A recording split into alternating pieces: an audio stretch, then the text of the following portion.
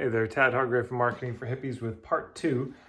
I didn't think there was going to be a part two to this, but here it is. So Monica and I have been working on this model of these three pillars of the work here at Marketing for Hippies.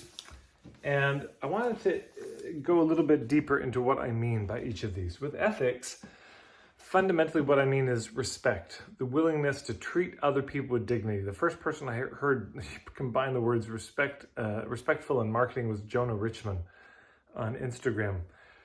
I think that's really the basis. If you aren't starting from a place of respecting other people as equal human beings to you, then you can justify any insanity and madness and manipulation in marketing. And there's a lot of other values. I've done other videos where I go into it, of the traditional values and ethics associated with the 5 fundamentals that I talk about. So I won't go into that here, but if you just search Tad Hargrave 5 fundamentals values, you'll probably find it. When we talk about making it beautiful, and I think marketing has the capacity to be beautiful, I mean these kinds of things. Culture is beautiful. Traditional cultures, indigenous cultures, I don't consider what we live in a culture. I consider it a civilization or a society, but it's not a culture. And cultures are beautiful. The regalia, the song, the dance, the way they stand, the way they move and speak, there's beauty to it. Beauty feeds life, and culture is hinged on feeding life, not just getting fed. There's depth in this arena. I'm not saying depth is the only domain of beauty. There can be a lot of beauty in shallowness too. And the society we're in is almost entirely shallow waters. And so I think depth is the kind of beauty that we need. And people are craving for something deeper. Poetry.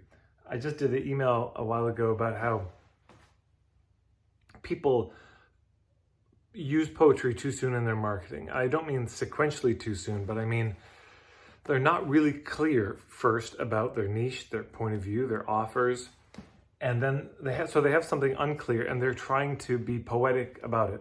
So they're trying to speak about something unclear in an unclear way. Once you're clear on your niche, your point of view, your offers, I urge you to bring in poetry. Speak beautifully about the work that you do, but clarity before poetry. This is also the domain of soul. Beauty feeds the soul. Manner of approach, meaning it's important to remember if we want the marketing to be beautiful, we have to approach it in a beautiful way. The beauty is not just there to find. It's easy to say, no, marketing is beautiful. And you can sort of rationalize that as if there's an inherent indwelling beauty in marketing.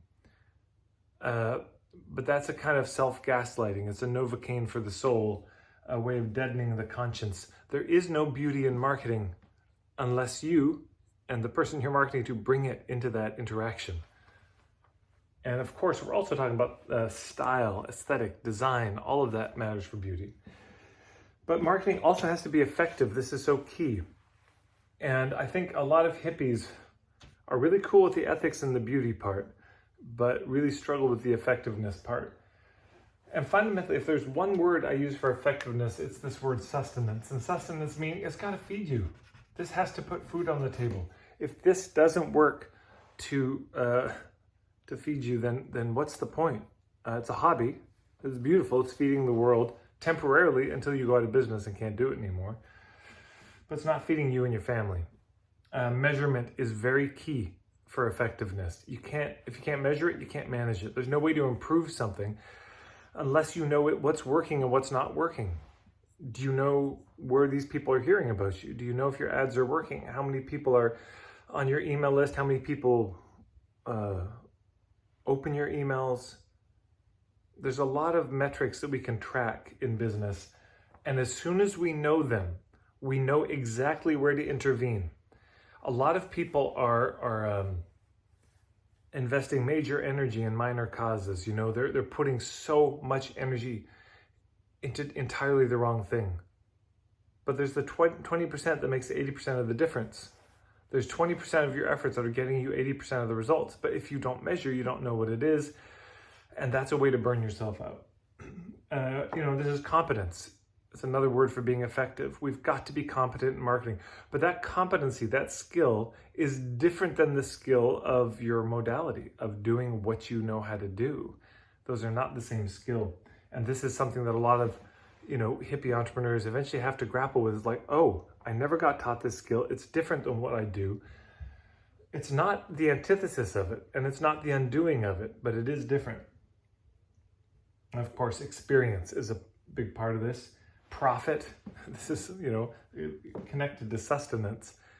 If it doesn't bring in money to your business, if your business isn't profitable, if you're losing money in your business, if your marketing isn't working, if you're spending a lot of time and money on all this marketing and nothing's coming in, this will eventually drain you and you'll have to stop your business. And systems, oh my God, hippies hate systems, but need systems desperately. And I'm talking about systems for the maintenance of your business, the daily maintaining, but also launching things, putting things out there. For example, do you have a list of all the things you need to do every day, week, month, quarterly, annually, just to keep your business running? And do you have a list of things you need to do consistently every time you launch a new product or service, or rather an existing product or service? If you have something you do recurringly, do you have a checklist somewhere that you go through to make sure that the marketing of that goes successfully and that you get the number of people that you need? Probably not. Most of us are winging it, flailing, improvising. So that's what I mean a little bit deeper by these things. I'd love to hear any questions you have in the comments below. If you like this video, please like it, share it, hit the subscribe button. It helps enormously. This is one of the ways that people find out about my work randomly through this kind of virtual word of mouth. Thanks so much for tuning in.